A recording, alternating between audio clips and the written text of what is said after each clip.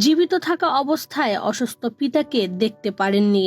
বাবার মৃত্যুর পরও প্যারোলে জামিন হয়নি, ফলে জেল গেটেই শেষবারের মতো দেখতে হলো পিতার মরদেহ। ঘটনাটি ঘটেছে কিশোরগঞ্জের পাকুন্দিয়া উপজেলার বুরুদিয়া ইউনিয়নে।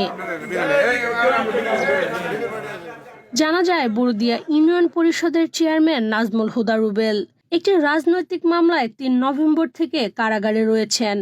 ছেলের চিন্তায় পিতা জিয়াউদ্দিন হৃদরোগে আক্রান্ত হন। উন্নত চিকিৎসার জন্য তাকে ঢাকায় নেওয়া হয়। ২৯ ডিসেম্বর বিকেলে রাজধানীর নিউরোসায়েন্স হাসপাতালে মারা যান পিতা। ৩০ ডিসেম্বর জানাজার নামাজের সময় নির্ধারণ করে ছেলে রুবেলকে প্যারোলে জামিন দিতে জেলা ম্যাজিস্ট্রেট বরাবর পরিবারের পক্ষ থেকে লিখিত আবেদন করা হয়, কিন্তু বাবার জানাজায় অংশ নেওয়ার অনুমতি মেলেনি।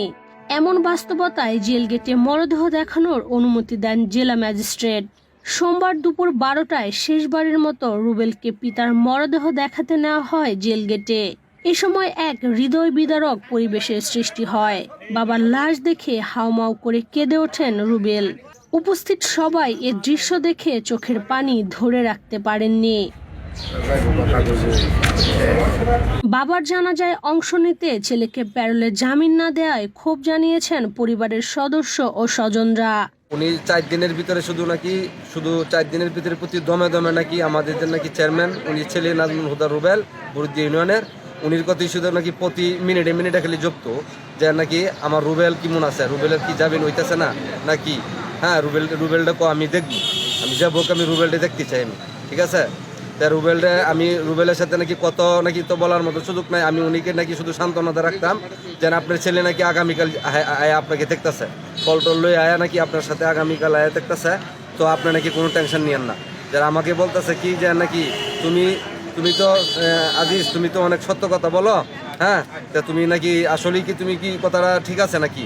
আমি হ্যাঁ, উনি আপনার সাথে আয়া আগামীকাল কি দেখা করবে, এরকম ভাবে আমি নাকি ৪ দিন উনিকে আমি নিয়ে যাই এই সমস্ত কথা বললে।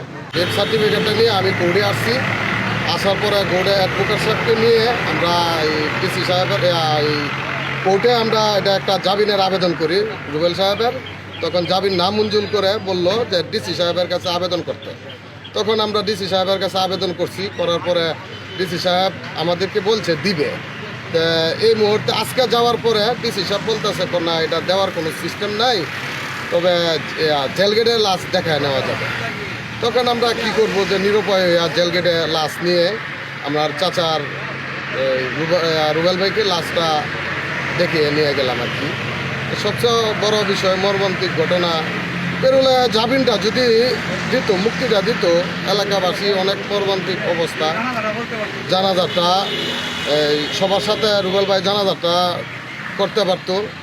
আমার ছেলে নাজমুল হুদার চেয়ারম্যান, বর্তমানে সে স্বতন্ত্র চেয়ারম্যান, দলীয় কোনো পদের সাথে জড়িত না।